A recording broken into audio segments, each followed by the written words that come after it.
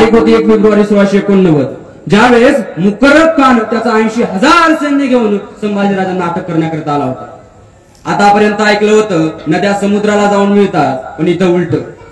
त्या नावडी नदीला मुकर्रब खानाचा सेना सागर भेटायला आला होता. ताटावर होता शिवपुत्र संभाजी. चौबाजूनी मुघलाचं सैन्य चौबाजू यवनाने घेरलेले आणि मध्ये संभाजी राजे आणि कवी कलश. आणि कडाला मुकर्रब खान खिंचलो तलवार उसकी. पण तलवार घ्यायचं कुणाचं धाडस होईना. कुणीतरी एक पाऊल उचलायचं आणि संभाजींची नुसती नजर वर उठायची, 4 पाऊल मागे सरायचा. तो नाहीची गरज झाली. अखेर मुकर्रब खानाने चौबाजूनी दोरखंड फेकले आणि संभाजी जेरबंद झाले. मराठ्यांचा छत्रपती अडकला. छावा संभाजी मुघलांच्या कैदेत फसला. अरे मराठ्यांचा मुकुट मुघलांच्या पायात पडला. पण मस्तक मात्र ताटच होतं. बघता बघता दस्त केलं संभाजीराजांना आणि मुकर्रब खान त्या रउला खानला म्हणला, जितनी जल्द हो सके उतनी जल्द निकलना होगा यहाँ से. अगर पता चला इन मराठों को तो यही खबर बना डालेंगे अपनी. आणि तुम्हाला आश्चर्य वाटेल, संगमेश्वर ते बहादूरगड अंतर आहे 350 किलोमीटर. जर वाहनाने जायचं झालं तर 1.5 दिवस लागतो, पण मुकर्रब खानानं पायानं चालत अवघ्या 4.5 दिवसामध्ये पार केलं. पुत्र माग लागल्याने पळत होता मुकर्रब खान. पण दुर्दैव मराठ्यांचं किल्ल्याच्या तटाशेजारून संभाजींना नेलं जात होतं, पण किल्ल्यावरच्या धारकऱ्याला माहिती नव्हतं आपला राजा कैद झालाय. अरे गावच्या वेशीवरनं संभाजींना नेलं जात होतं, पण गावातील गावकऱ्याला आणि वारकऱ्याला माहिती नव्हतं आपला राजा कैद झालाय. आणि कळेपर्यंत एका सुरक्षित ठिकाणी पोहोचवण्यात आलं आणि औरंगजेबाच्या दरबारात हजीर केलं.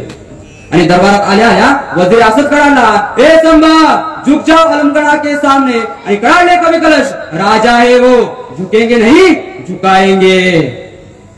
सरदिशा शमशीर लग गर्दने और चुप. याद रख, अल्लाह ताला के दरबार में, अल्लाह ताला के दरबार में एकदम चुप. आणि त्याच वेळी आवाज ऐकू आला, सबूर असत सबूर, अभी बहुत कुछ पूछना है इससे. आणि आज ते कदम शहनशाह हिंदुस्तान गाजी आलमगीर औरंगजेब सिंहासनावरनं उठला. संभाजींच्या पुढाला तो रक्ताळलेला संभाजी एकदा निहाळला आणि नजर स्थिरावली डोळ्यांवर आणि म्हटला, 9 वर्ष का था तब मिला था हमें आगरा में, और तब इससे हमने पूछा था क्यों ये संभा तुम्हें हमारा डर नहीं लगता. और तब इस संभा ने हमें जवाब दिया था, हमें किसी का डर नहीं लगता, लेकिन हमारे वजह से सबको डर लगता है. सच कहा था काफिर ने, कभी ठंडक नहीं मिलने दी, लेकिन अब नहीं. अल्लाह ताला की मेहरबानी, आखिर आज कैद में है तू हमारे. आणि त्या खुदाचे, त्या देवाचे, त्या अल्लाहचे आभार मानायला औरंगजेब संभाजींच्या पुढे गुडघे टेकून बसला. नमाजाच्या रुखाता पडायला लागला. आणि त्याची ती अवस्था पाहून संभाजीराजे कवी कलशांना म्हणतात, कवीजी, कवी आहात आपण, या प्रसंगावर सुचते काय खांदी कविता. आणि कवी कलशांना आश्चर्य वाटलं. अरे मृत्यूच्या दारात आहे, औरंगजेबाच्या दरबारात आहे, राजाला भीती नावय, राजा निर्भय, म्हणतो सुचते काय खांदी कविता.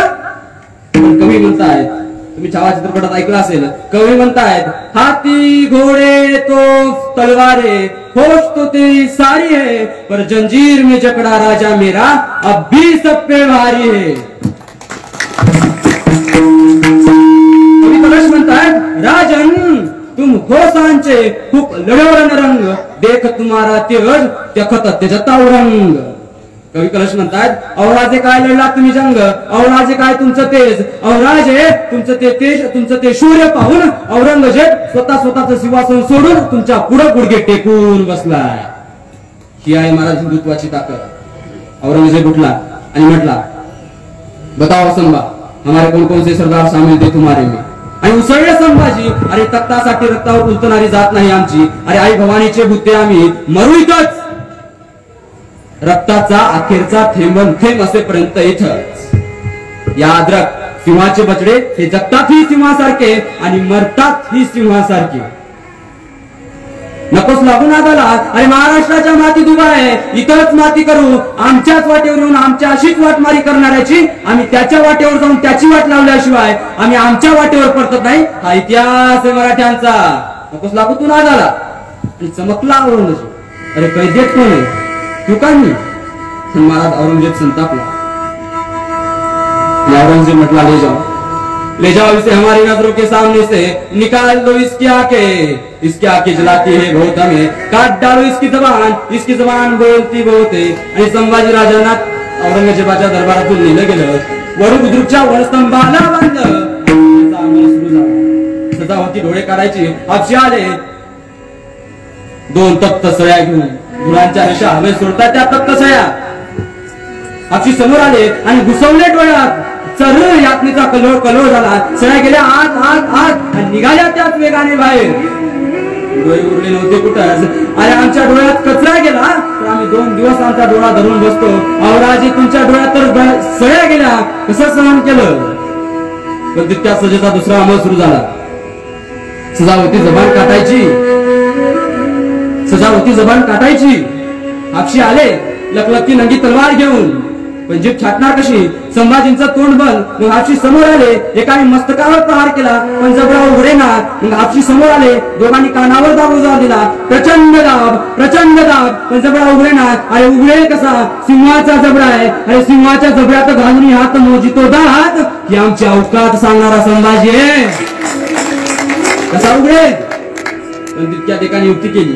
संभाजीचं नाक दाबलं. श्वासासाठी जीव गुदमरला, तळमळला, ओठ नवले, जीभ हल्ली. त्या संधीचा घेतला फायदा. संची घुसली आत, पकडली जीभ, ओढली बाहेर. नंगी तलवार लखलखली. सट! तोंडातून ओघळ नुसतं लाल बुंद रक्त. अरे ज्या जिभेने उमटवले जगदंबचे बोल. अरे ज्या जिभेने दिली किलकारी हर महादेवची. अरे जी जीभ म्हणत राहिली महासाहेब, बाबासाहेब, बाबूसाहेब. ती पहिली होती समरस चरपडत. 1 नाही 2 नाही, तब्बल 40 दिवस यातना सहन करत राहिले संभाजीराजे. कुणीतरी तलवार घेऊन यायचं आणि संभाजीराजांचे बोटे कापून न्यायचं. अरे कुणीतरी तलवार घेऊन यायचं आणि संभाजीराजांच्या पायाची बोटे कापायचं. अरे कुणीतरी यायचं आणि पायाच्या गुडघ्याच्या वाट्या काढून न्यायचं. कुणीतरी तलवार घेऊन यायचं. संभाजीराजांच्या अरे जसा उशीतून कापूस काढावा, तसा अंगातून मांस काढावं, अशी रक्ताची धार लागावी. डोकं सोलावं असं कातार सोलल्या गेलं. त्याच्यावर मिठाचं पाणी टाकण्यात आलं. चर नुसता कलोळ झाला होता. पण एवढं सगळं सोसून छावा होता ताट. अरे कुणी पाहिलं असतं हा मराठ्यांचा छत्रपती. वाटलं नसतं भूता सारखी अवस्था झाली होती. भूता असता आणि अखेर तो दिवस उगवला. 11 मार्च 1689. 11 मार्च 1689 फाल्गुन मध्ये अमावस्या. औरंगजेबाची शेवटची आज्ञा, संभाजीचं मस्तक कलम करा. आणि संभाजीराजांचं मस्तक छाटल्या गेलं. एका भालाच्या टोकाला अडकवलं. आणि महाराष्ट्रामध्ये गुढीपाडव्याच्या आदल्या दिवशी या महाराष्ट्रात संभाजींच्या मस्तकाची गुढी उभारण्यात आली. आणि अखेर तो औरंगजेब म्हणत राहिला, सचमुच छावा है छावा शेर का.